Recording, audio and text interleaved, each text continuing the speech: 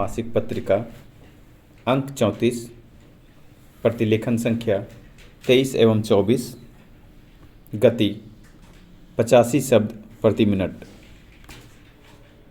महोदय, संसद सत्र के स्थगन के दौरान हुए क्रांतिकारी परिवर्तनों की जानकारी सदन को देने के लिए मैं आज खड़ा हुआ हूँ।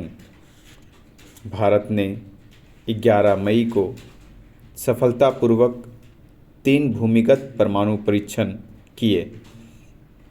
13 मई को 2 और भूमिगत परमाणु परीक्षण किए। परीक्षण करने के साथ ही नियोजित परीक्षणों की यह प्रक्रिया पूरी हो गई है।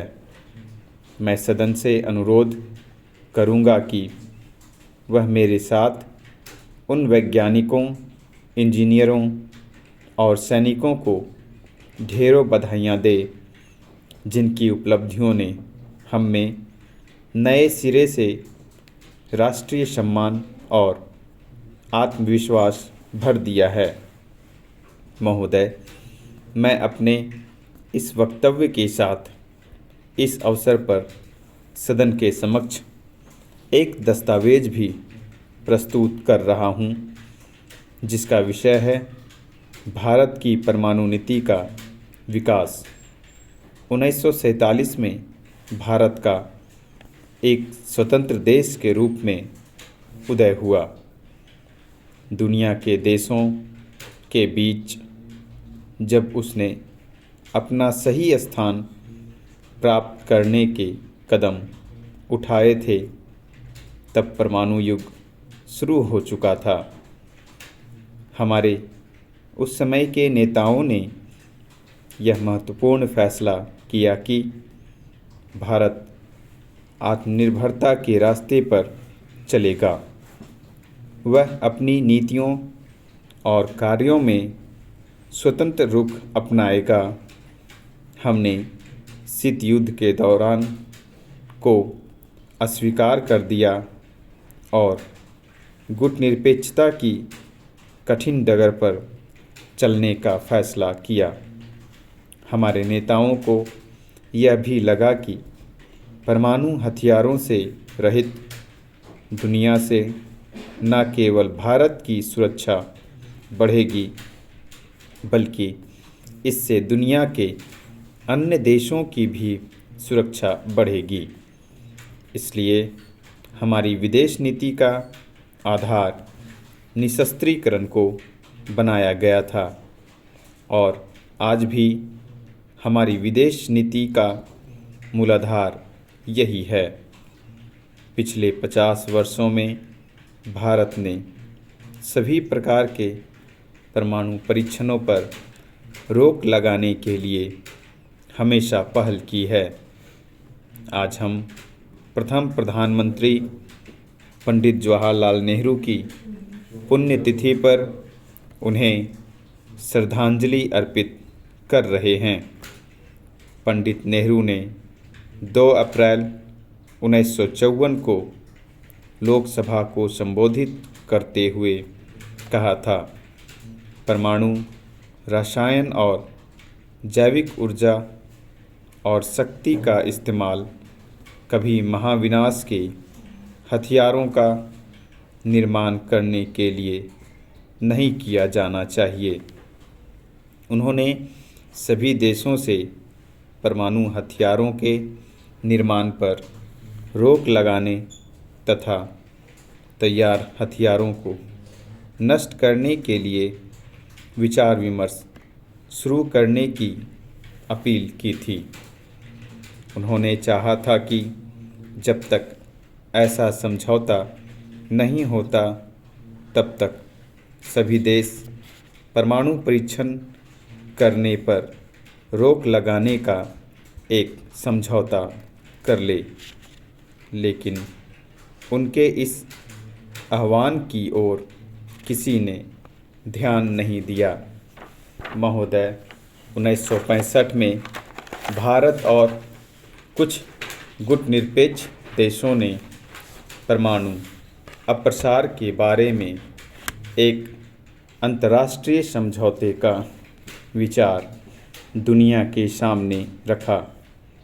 इस समझौते के अंतर्गत परमाणु हथियारों से लैस देशों से अपने परमाणु हथियारों के जखीरे को समाप्त करने की व्यवस्था की जानी थी, बशर्ते अन्य देश इस प्रकार के हथियारों का न तो विकास करने और न कहीं से प्राप्त करने को राजी हो जाएं।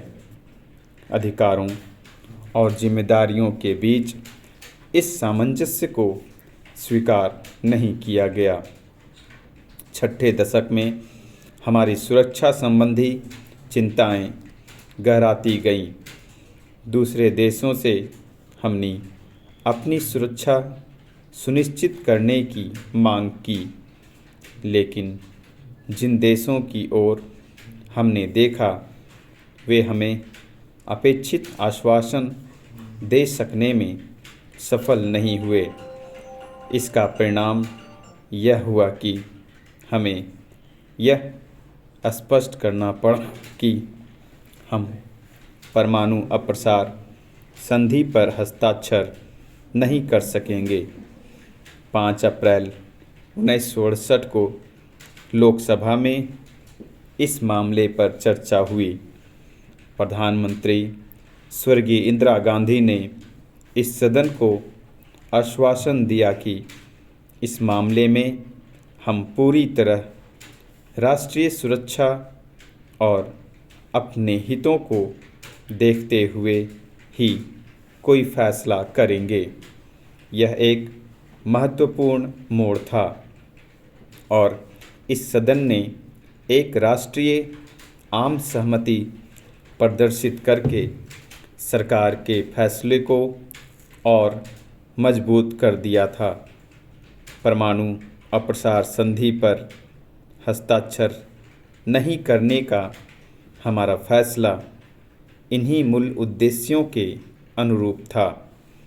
1974 में हमने अपनी परमाणु क्षमता का प्रदर्शन किया।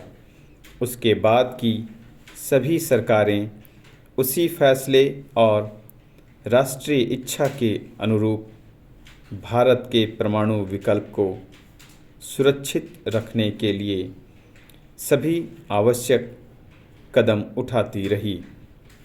1996 में व्यापक परीक्षण प्रतिबंध संधि पर हस्ताक्षर नहीं करने के फैसले का मुख्य आधार यही था।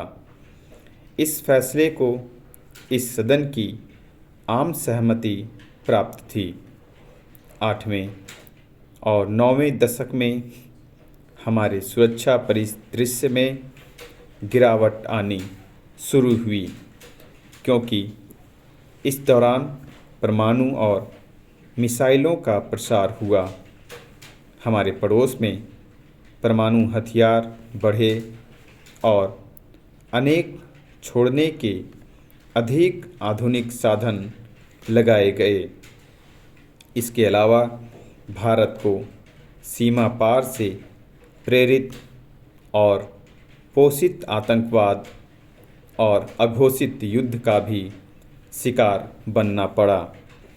विश्व स्तर पर हमें आज भी परमाणु हथियारों से लैस देशों द्वारा दुनिया को परमाणु हथियारों से मुक्त करने के लिए निर्णयात्मक और वापस नहीं लिए जा सकने वाले कदम उठाए जाने के संकेत नहीं दिख रहे हैं। इसके उल्टे NPT बिना किसी शर्त के अनिश्चित काल के लिए स्थगित कर दी गई है।